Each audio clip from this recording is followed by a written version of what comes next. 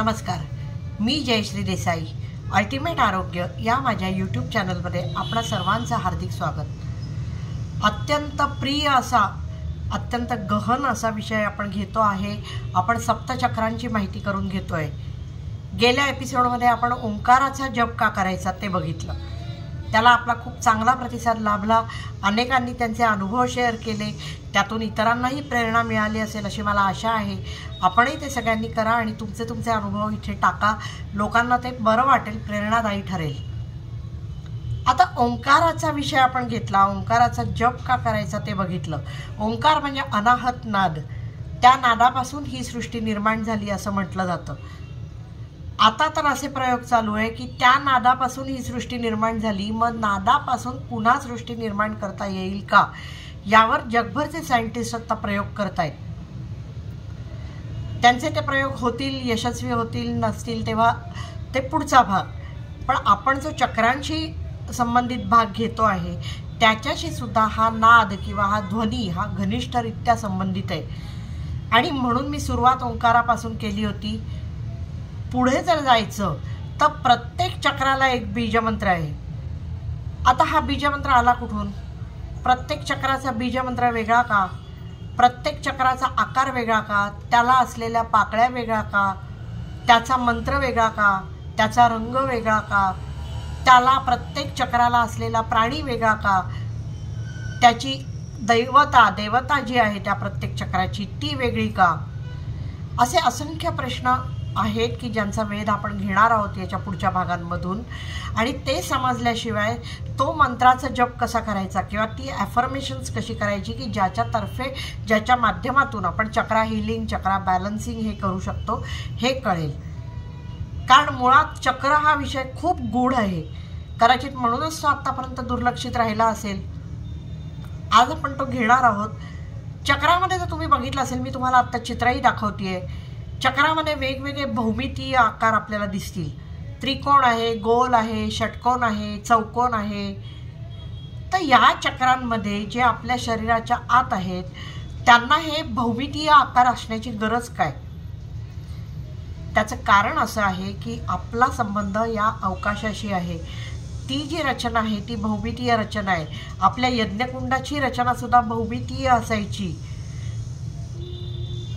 ह्याची cosmetology, geometry अशी एक आता ज्ञानशाखा विकसित होती आहे की ज्याच्यात हा अभ्यास केला जातोय. आणि आपल्या सगळ्या साधनांचं जे मूळ आहे ते त्याच्याशी नातं जोडणं हे आहे. आणि त्याच्याचमुळे आपल्या ह्या चक्रांमध्ये जर लक्षात येईल तर ती रचना आहे ती भौमितीय आहे. काहींमध्ये त्रिकोण आहेत, काहींमध्ये चौकोन आहेत, काहींमध्ये चौकोनात त्रिकोण आहेत. त्या त्रिकोणाची दिशा काहींमध्ये खाली आहे, काहींमध्ये वर आहे, काहींमध्ये षटकोन आहेत. याचा अर्थ काय? ते असेच आहेत की त्याच्यातनं काही अर्थ निघतो ते मी आज तुम्हाला सांगणार आहे. आता त्याची सुरुवात जर करायची असेल तर ते चक्रांच्याही आधी येतं. ती ही जी चक्र आहेत ती म्हणजे कमळाचं फूल असं गृहीत धरलेलं आहे. 7 चक्र म्हणजे त्याला पाकळ्या वेगवेगळ्या आहेत. म्हणजे आता जे मूलाधार चक्र, जे बेसिक चक्र आहे त्याला 4 पाकळ्या आहेत. त्याच्यानंतर आज्ञा चक्राला 2 आहेत. सहस्रार चक्राला आपल्या सहस्त्र पाकळ्या आहेत. मग असं वेगवेगळं का? ते तुम्हाला आत्ता चित्रामध्ये दिसत असेल कोणाला किती पाकळ्या आहेत ते. रिपिटेशन नको म्हणून मी प्रत्येकाचं आत्ता एक्सप्लेन करत नाही बसले. पण ह्या ज्या सगळ्या ज्या संख्या आहेत ह्या समसंख्या आहेत. 2, 4, 6, 10. दुसरी गोष्ट म्हणजे ते जे सगळं हे आहे ते आकार आणि त्या पाकळ्या, त्याचा अर्थ काय? 4 पाकळ्या का ह्याला? आणि आज्ञाचक्राला 2च पाकळ्या का? सहस्त्र चक्राला 1000 पाकळ्या का? हे प्रश्न आपल्याला पडले पाहिजेत जर आपण त्याची साधना करणार असू तर. त्याचा अर्थ असा आहे की ज्या नाड्या तिथे एकत्रित होतात त्या किती एकत्रित होतात तिथे ते ह्या पाकळ्यांवरून आपल्याला दिसतं. म्हणजे जे मूलाधार चक्र आहे ते बेसिक चक्र आहे, ते हॉरिझॉन्टल आहे, ते जमिनीला चिकटतं. तिथे आपल्याला 4 पाकळ्या दाखवल्या आहेत. त्या 4 पाकळ्यांचा अर्थ वेगवेगळा आहे. 4 नाड्या एकत्र येतात हे बरोबर आहे, पण त्या 4 पाकळ्यांचे अर्थ वेगवेगळे लावले जातात. मन, चित्त, बुद्धी, अहंकार ह्या ज्या आपल्या जीवनाचं सार आहेत या 4 गोष्टी म्हणजे ते 4 पाकळ्या असं काही म्हणतात. धर्म, अर्थ, काम, मोक्ष म्हणजे त्या 4 पाकळ्या म्हणजे 4, कारण तिथून जीवन सुरू होतं आहे आपलं मूलाधारापासून. ग्राउंडिंग आपलं पृथ्वीशी आहे, ते पृथ्वी तत्वाचं चक्र आहे, त्यामुळे त्याच्या पाकळ्या 4 असं काही जण म्हणतात. आज्ञाचक्रात 2च नाड्या एकत्र येतात, त्याच्यामुळे तिथे पाकळ्या 2. आणि सहस्रार चक्रामध्ये पूर्ण कॉस्मिक एनर्जी सर्व शक्तीने आपल्या अंगात घेण्याची ताकद त्याच्यामध्ये आहे. सहस्र पाकळ्यांनी उमललेलं ते कमळ आहे, ती सर्व कॉस्मिक एनर्जी तिथून घेऊन आपल्या शरीरात ते खालपर्यंत प्रवाहित करत आहे. म्हणून त्याच्या पाकळ्या सहस्त्र, 1000 पाकळ्या, सहस्रार चक्र. आता दुसरा प्रश्न हा येतो की कमळाचंच फुल का म्हटलं? इतर कोणती फुलं नव्हती का त्यावेळेला? होती, असणारच आहेत. कमळाचं फूल यासाठी म्हटलं कारण कमळ हे एनलायटनमेंटचं प्रतीक मानलं जातं. कमळ चिखलात उगवतं, पण त्या चिखलाचा त्याला स्पर्श होत नाही. आपलं जीवन हे तसं असलं पाहिजे असं मानलं जातं. ते ज्ञानाचं प्रतीक मानलं जातं, उत्क्रांतीचं प्रतीक मानलं जातं. आपल्याकडे ब्रह्मदेव सरस्वती हे कमळावर बसलेले आहेत, त्यामुळे ते कमळ, त्याच्या पाकळ्या वेगवेगळ्या. आता जे आकार आहेत भौमितीय, त्यांचा अर्थ काय? तर चौकोन म्हणजे 4, कोणी म्हणतं 4 दिशा, कोणी म्हणतं धर्म अर्थ काम मोक्ष, हे जे 4 आपले धर्म आहेत ते, कोणी म्हणतं चित्त बुद्धी अहंकार मन, हे जे 4 आहेत ते. पण हे 4 आपल्या भौतिक जीवनाला स्टॅबिलिटी येते. आणि तुमच्या लक्षात येत असेल, आता मी चित्र पण दाखवते, जी खालच्या साईडची चित्र आहेत जी आपल्या भौतिक जीवनाशी कनेक्टेड आहेत, तिथे प्रामुख्याने आपल्याला चौकोन वापरलेला दिसतो. कारण त्या भौतिक जीवनात स्थिरता यायला हवी आहे. ती स्थिरता फक्त शारीरिक नाही, भावनिक, मानसिक, सगळी. तेव्हा आपण ग्राउंडेड राहू, तेव्हा आपण जेव्हा ग्राउंडेड राहू तेव्हा आपण वरती उठू शकू. आणि म्हणून तो चौकोन आहे. आता त्रिकोण, त्रिकोण म्हणजे काय? तर ती एनर्जी फ्लो कुठच्या दिशेने आहे ते तो त्रिकोण दाखवतो. आता मूलाधार चक्राचं चित्र मी दाखवते. मूलाधार चक्रात त्रिकोण खालच्या दिशेने आहे, म्हणजे तो एनर्जी फ्लो खालच्या दिशेने आहे. खालच्या दिशेने काय आहे? तर ते पृथ्वी तत्वाचं चक्र आहे, तिथे आपल्याला ग्राउंडिंग साधायचं आहे. म्हणून तो एनर्जी फ्लो खाली आहे, जमिनीत जाणारा. म्हणून तो त्रिकोण उलटा आहे. आता गोल आकार आहे, बऱ्याच चक्रांमध्ये गोल आकार आहे. गोल आकार का? तर चक्र गोल फिरतंय. हे एक त्यांनी दाखवलं की चक्र गोल फिरतंय. दुसरं हे आहे की टोटल होलनेस हा सर्क्युलर मानला गेला आहे. जीवनाचं पूर्णत्व गोल, सूर्यचंद्र गोल, त्याच्यामुळे ते गोलत्व म्हणजे पूर्णत्व. ते आपल्या जीवनालाही तसं पूर्णत्व यावं अशी कल्पना त्याच्या मागे आहे. आणि चौथा जो आहे तो षटकोन. षटकोन म्हणजे 2 त्रिकोण एकत्र येतात तेव्हा षटकोन बनतो.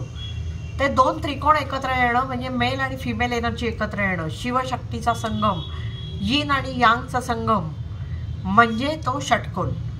असं या भौमितीय आकारांचं हे आहे.